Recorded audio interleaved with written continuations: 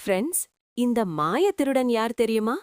நீங்களும் தெனாலிராமனோட சேர்ந்து கண்டுபிடிக்க முயற்சி பண்ணுங்க நண்பர்களே. விஜயநகரத்தில் ஒரு நாள் பெரிய பரபரப்பு ஏற்பட்டது. அரண்மனைக்கு அருகே இருக்கும் பொக்கிஷங்கள் ஒவ்வொரு இரவும் யாரோ திருடிக் கொண்டு போய்க் கொண்டிருந்தான். மக்கள் பயந்து பேசிக் கொண்டிருந்தார்கள்.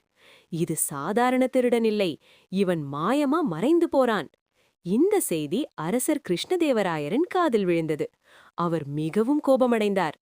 இந்த மாயத் திருடனை பிடிக்கிறவருக்கு பெரிய பரிசு என்று அரசர் அறிவித்தார். அரண்மனையிலிருந்த தெனாலிராமன் சிரித்தார். மாயமில்லை அரசே, புத்திசாலித்தனம்தான் இருக்கும் என்று மெதுவாக சொன்னார். அடுத்த நாள் இரவு தெனாலிராமன் ஒரு பெரிய பொக்கிஷப் பெட்டியை அரண்மனை வாசலில் வைத்துவிட்டார். அதற்குள் பொன் நாணயங்கள் பிரகாசமாக இருந்தன. ஆனால் அந்த பொன்னுக்குள் ஒரு ரகசியம் இருந்தது. அவர் அந்த பெட்டிக்குள் கண்ணுக்கு தெரியாத ஒரு நிறமூட்டிய பொடியை வைத்திருந்தார். இன்று திருடன் கண்டிப்பாக வருவான் என்று தெனாலி அருகில் மறைந்து நின்றார். இரவு ஆழ்ந்தது. சந்திர ஒளி மட்டும் பரவியது. மெதுவாக ஒரு நிழல் வந்து பெட்டியை திறந்தது. அவன் பொன்னை எடுக்க முயன்றான்.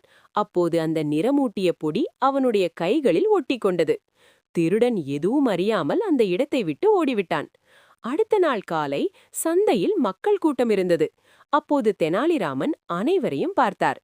திருடன் நம்ம நடுவிலேயே இருக்கிறான் என்று சொன்னார். மக்கள் அதிர்ச்சியடைந்தனர்.